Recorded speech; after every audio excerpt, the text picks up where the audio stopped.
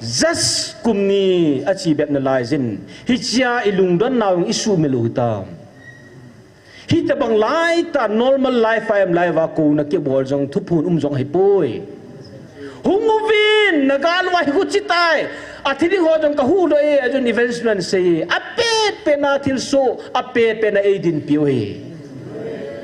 hit bang lai ta patin ilung timo achul nem de lai ta jong patino e za thelu ki kalung dong mong ai tun wang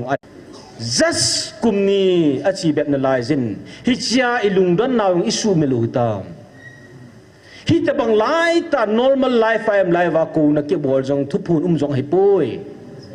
hunguvin nagal wa hu chitai athini ho jong ka hu do e ajon investment se apet pe na thil so apet pe na edin pioi hit bang lai ta patin ilung timo achul nem de lai ta jong patino e za thelu ki kalung dong mong ai